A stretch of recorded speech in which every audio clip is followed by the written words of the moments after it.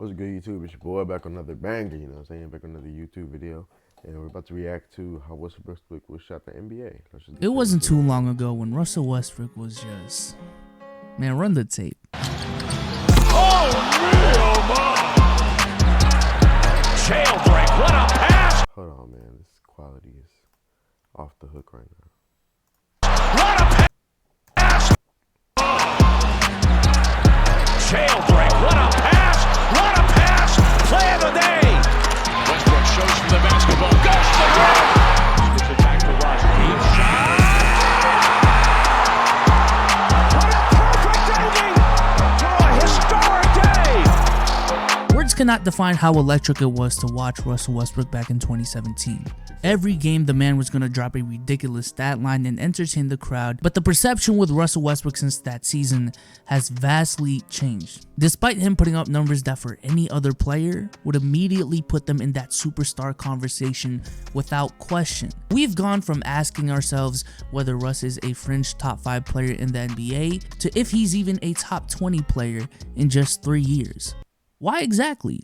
Well, today, we'll talk about that in this video, and also how Russell Westbrook has a chance to change how the vast majority of NBA fans view him. Before we get started, it'd be very appreciated if you guys can leave a like, subscribe to the channel, and turn on noties. I upload videos like this all the time on my channel, and if you guys enjoy content like this, then make sure to subscribe. And Westbrook was viewed as a player who had the potential to be the best point guard in the league. He has uber athleticism, he's a great finisher at the rim, he seemed like he had a potential to be a perimeter threat as well, he has a great personality, his assists are high, his rebounds are high, and from the looks of it, he had the potential to be a good defender as well due to his previously mentioned athleticism. But now he's a player where most people, quite frankly, have trouble finding what's good about him than what isn't. How did we even get here? There are 3 factors that I think have contributed to Westbrook's changed perception. Number 1 is advanced analytics, number 2 is NBA YouTube, and number 3 is simply his lackluster playoff. That's what I was about to say. It's the playoffs, bro. It's the playoffs. It's the fact that he hasn't been successful in the playoffs, and people are like, oh, we got made it the second round since Kevin Durant left. Performances. The last couple of years, there has been this advanced analytics revolution in the NBA world that has caused the NBA as a whole to emphasize the 3-ball more than ever. And in that process, Russell Westbrook, especially compared to most point guards, has failed to adapt to current times because he's probably the only star guard in the league that isn't a 6'10" point guard that's a well below average 3-point shooter. And advanced analytics kind of intertwined with my next point, and that is NBA YouTube and just social media in general. Why? Well, let's just keep it a buck. There have been countless of videos on YouTube talking about Russell Westbrook that try to apply proper context to his statistics that more often than not have the same overarching narrative. And that is when you apply proper context to Westbrook's stats, they simply are not as good as they seem. What are high assists when you have high turnovers? What are high points per game when your efficiency and shot selection continues to be poor year in and year out? What are high rebounds when Westbrook getting 10 rebounds a game is vastly inferior to the 10 that Rudy Gobert is getting? What are triple doubles when what the stat stands for gets lost when you consider the things I just mentioned? What are triple doubles when there are players who average less assists, less rebounds, and in some cases less points that are arguably better because of the skill set they bring to the table? And countless of videos on this platform have been made on this by creators that do have a lot of influence, that have really painted Russell Westbrook in a different light. Now, is that fair to Westbrook? Well, I do think that contextualizing stats is pretty important. It just happens to be that Russ's career he's a cool dude, like, and we just hating on him. Here is the perfect example for a lot of these cases. But what makes it even worse are the consistent lackluster playoff performances. This happened numerous times when KD was on the team. KD leaves, Russ gets bounced out in the first round in 2017, but okay, he didn't have star help, so cool, he gets a pass. Paul George is then traded to OKC, and while I already detailed PG's underperformances in my last video, link in the description if you haven't watched, there's a case to be made that Russell Westbrook underperformed even more both in 2018 and in 2019. And then while yes, there's a case to be made that Russ's injuries affected him in this year's 2020 playoffs, Russ averaging 19.8 points on 42 26-54 splits and averaging 4 turnovers while only 42-20. That is bad. I'm about to say it's not even bad, but 42 is not horrible, but 26 and 54.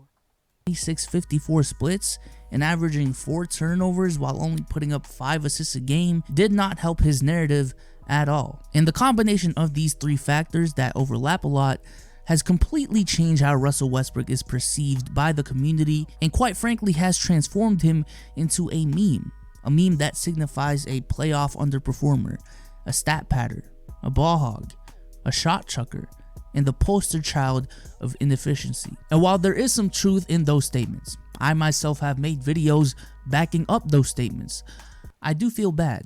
I do. Right. Because Exactly. there are weirdos on the internet that transform this critique on just his play style, on just how he performs on the court, and transform that into portraying Russ how he as is this as a bad person, as Yep. this bad Yep. teammate. And I don't know Russell Westbrook personally, but I would like to bet that in real life he isn't. If Bro, anything, he's not, bro. I've seen interviews and stuff, like, he's not, bro. I would like to bet He's that he is a cool- great completely person. cool in the kitchen. But just a couple weeks ago, Russell Westbrook was traded to the Washington Wizards. Bro, that doesn't even seem real, bro. Just a couple weeks ago, John Wall Russell got Westbrook traded. was traded to the Washington How do you even trade someone like John Wall, bro? Or Westbrook?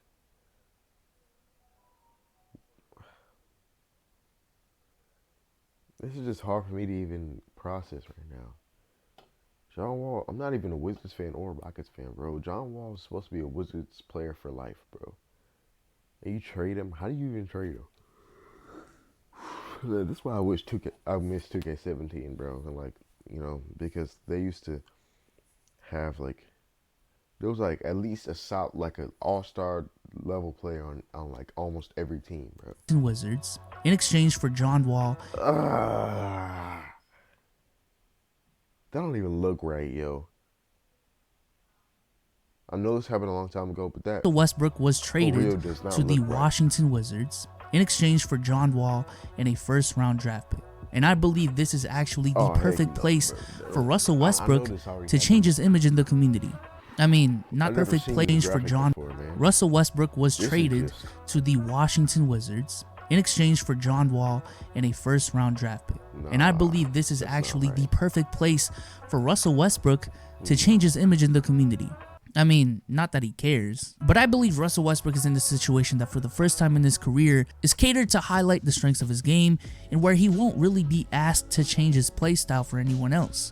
I think it's clear at this point that Russell Westbrook is just not made to be a second option, or at least his skill set is not best utilized as a second option. And with Russ being on the Washington Wizards for the first time in his career, he is going to be playing with a star that's already proven to be a great second option to a ball-dominant point guard that isn't a great three-point shooter as well in the past in John Wall, and has only improved since 2017. Now you might be saying, BSOLZ, didn't he play with Paul George? Well, 2018 was really PG's first year of being a second option, and then the year after, in their final year together, there was even a debate on who the true first option is. Bradley Beal, on the other hand, has true experience already going into his first year with Westbrook in relatively similar circumstances. On top of Bradley Beal, they also have Davis Bertans, another great shooter. They have bigs like Thomas Bryant and Robin Lopez that can stretch the floor a little bit. Denny Avdija has the ability to provide playmaking off. I like this dude, Danny Avdija, bro. Like, I didn't know he was gonna be this good. Like, off the gate, this dude is like nice. He can put the ball in the bucket. He's a bucket getter, you know what I'm saying?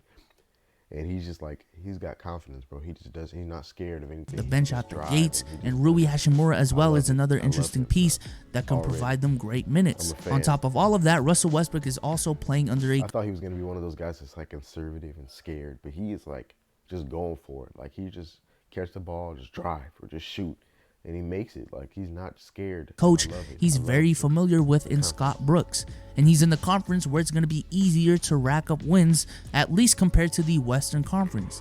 Quite frankly, I wouldn't be surprised if Russ averaged a near triple-double again on some of the best efficiency in his career, and honestly, based on regular season wins alone, I would not be surprised if they overachieve everyone's expectations. Because Russell Westbrook is in a situation where there won't be a problem with him being the first option. He's in the situation where he has shooters and spacing. He's in the Eastern Conference. He's playing under a familiar coach, and more importantly, Russ isn't going into the season with really any expectations but to lead the Washington Wizards to the playoffs. The only time Russell Westbrook has really had those expectations, apart from his first couple of years in the league, was 2017, and we know how much he succeeded in that type of environment. This to me is honestly the perfect situation for Westbrook to truly be appreciated for the player that he is. And that is a player who will bring you culture, a player who will entertain you night in and night out. A player that is more of a floor raiser than he is a ceiling raiser. And given the stage that Russ is in his career, a stage where there isn't so much pressure on him to win any more awards, make it to certain points in the playoffs, win a certain amount of games, because his legacy for the most part is already established. I think like Chris Paul did last season, and like what Derrick Rose has been doing for the past couple of years, I wholeheartedly believe that Russell Westbrook will flourish in Washington and be more appreciated than he has been the past couple of years. And the fact that Russell Westbrook actually might change his perception throughout the NBA world this season is how Russell Westbrook will shock the NBA. If you guys enjoyed this video, I like the video. That was nice. Just nice packages. It's all nice. But I'll see you guys in the next video, man. Peace out. Hope you guys enjoy. Make sure to smash the like. You can watch this video. Click the link in the description. It'll be there. And I'll see you guys in the next video, man. Peace out.